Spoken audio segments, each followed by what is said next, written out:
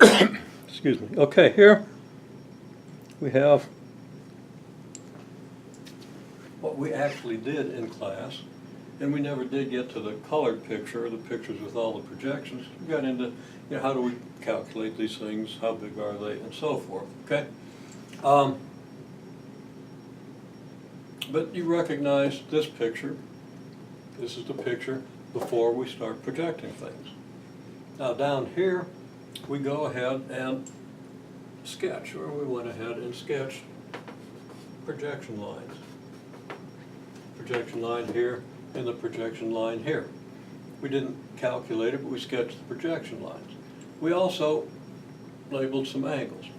Okay, theta is the angle of the incline, and if F applied makes angle alpha with horizontal, then how did we draw that? Well, here's horizontal, here's our angle alpha. F applied is making angle alpha with horizontal. Now, depending on how you drew these vectors, your results and your answers to some of these questions are going to be very different than mine. The way this is drawn, no, it's like this.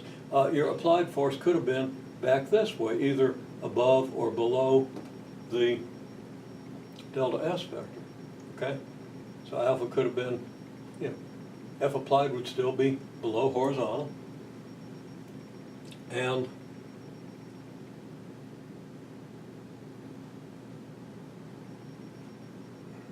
I was going to say that, I don't know what I was going to say. Okay, so there we've got it. We'll go on with this idea. Okay, now, I've also got an angle phi and an angle psi here, but we'll see where those come from. We've got theta and alpha. In terms of theta and alpha, then, how big is the projection of F applied? How big is the projection of F grav on the direction of your delta S? Okay, well, people worked on that a little bit and came up with answers. And then I posed the question a little differently, okay?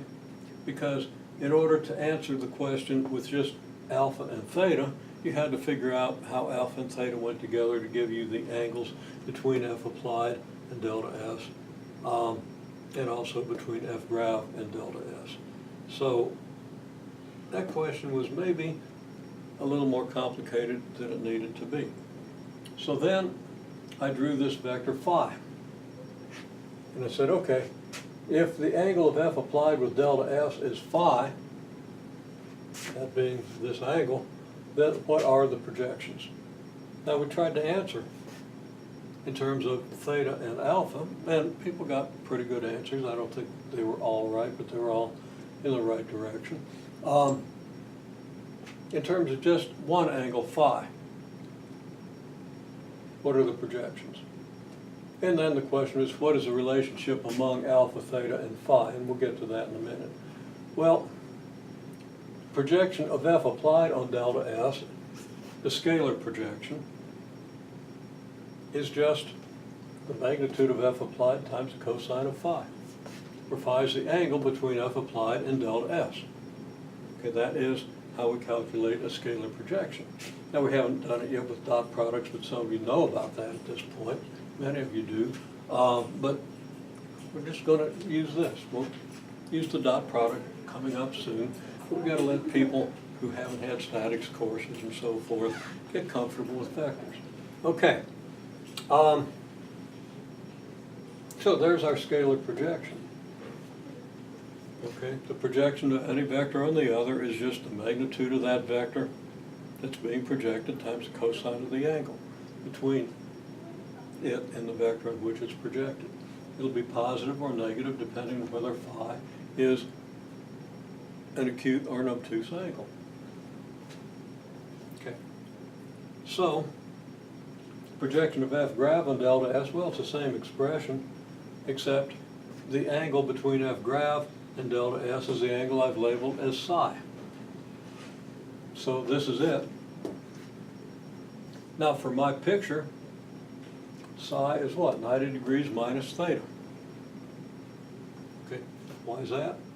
Well, because from F grav around the horizontal is 90 degrees, and we've got theta here taking up some of that angle, and psi is what's left, 90 degrees minus theta.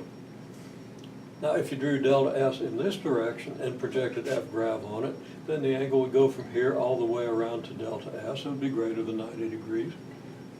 Okay, that would work. Delta S could be in either direction.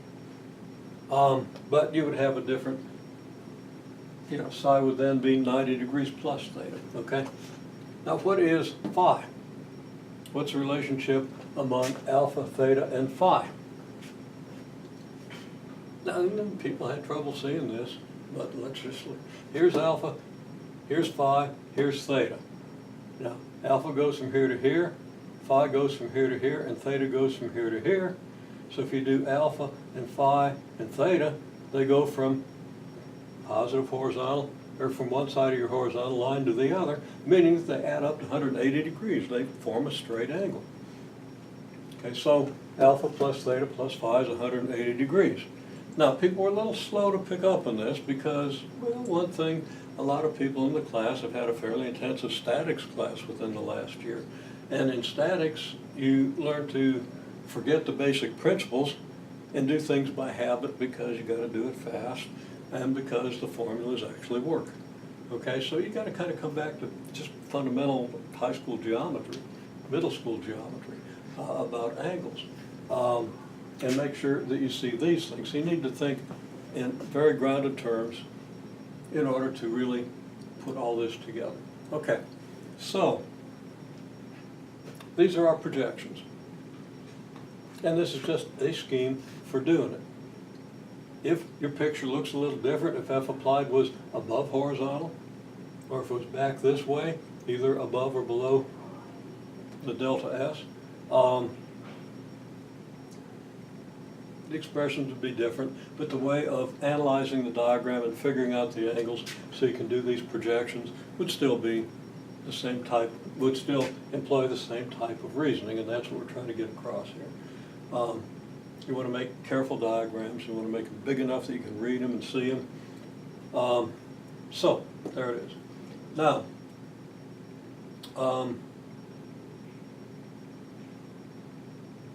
I just mentioned here that the projection of the friction vector on delta S is what? Well, the angle of the friction vector with delta S is 180 degrees. So it's the magnitude of the friction vector times the cosine of 180 degrees, and that's just the negative of the magnitude of your friction vector. Then your normal force is at 90 degrees, and the cosine of 90 degrees is 0, so your projection is 0. So we want to look for the components of the forces then perpendicular to delta S and figure out how we're going to calculate those once we've got the forces parallel to delta S. So we'll go on with that.